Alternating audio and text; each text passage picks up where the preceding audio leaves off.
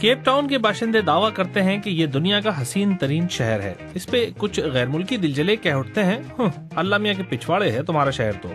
کچھ بھی ہو، یہ میرا شہر ہے، ایک عظیم شہر جس کی زمین سمندر کا سینہ چیر کر اندر تک چلی گئی ہے، جہاں وہ طوفانوں سے اٹکھے لیا کرتی ہے۔ پچھلے 4 برس سے دنیا بھر کے لوگ اس خاکنائے سے مسحور کشاں یہاں آتے رہتے ہیں، جس کی بدولت آج یہ شہر ہر رنگ و نسل کے لوگوں کی آماج گاہ بن گیا ہے، جہاں طرح طرح کی ثقافتیں پہلو بہ پہلو موجود ہیں۔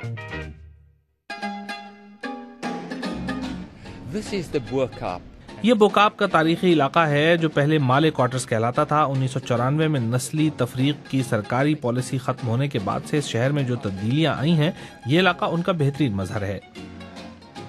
اس علاقے میں پہلا گھر 1860 کی دہائی میں تعمیر ہوا تھا اور شہر کی 10 مسجدوں میں سے پہلی 1794 میں تعمیر ہوئی تھی۔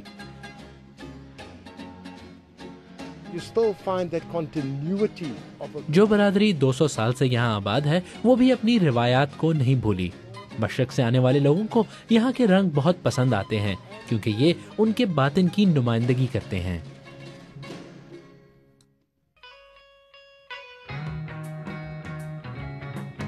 پھول پودوں کے لحاظ سے کیپ ٹاؤن کا مقابلہ شاید دنیا کا کوئی شہر نہیں کر سکتا۔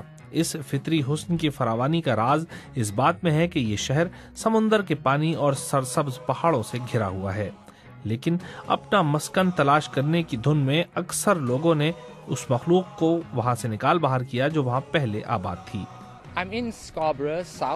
میں شہر کے جنوبی حصے اسکاربرو میں ہوں، جہاں آبادکاری کے مسئلے پر انسانوں اور بندروں میں خاصا لڑائی جھگڑا چل رہا ہے۔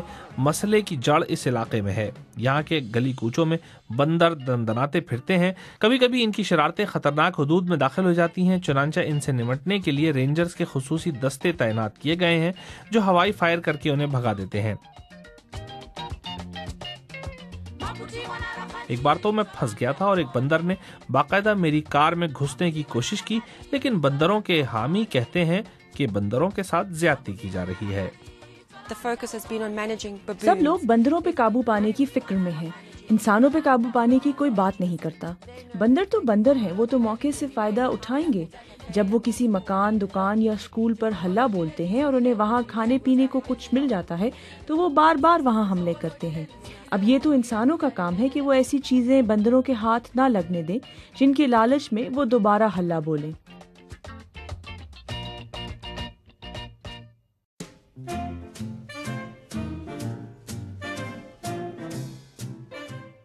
کیپ ٹاؤن میں جوہر قابل کی کمی نہیں، لیکن گھر کی مرغی دال برابر۔ ان فنکاروں کے کمالات سے دوسرے علاقوں کے لوگ محظوظ ہوتے ہیں۔ پتلی تماشے کی اس کمپنی کو ہی دیکھ لیجئے، جن کا کھیل جنگی گھوڑا ساری دنیا میں دکھایا جاتا ہے اور سارا سال دور دراز کے ملکوں سے انہیں دورہ کرنے کی دعوتیں موصول ہوتی ہیں۔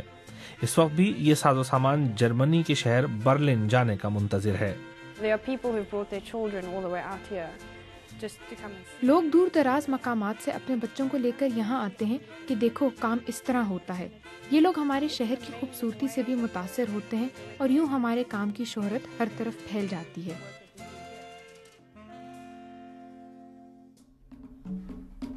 کیپ ٹاؤن اگرچہ افریقہ میں واقع ہے، لیکن اس پر الزام رہا ہے کہ اس نے یورپی مزاج اپنا رکھا ہے۔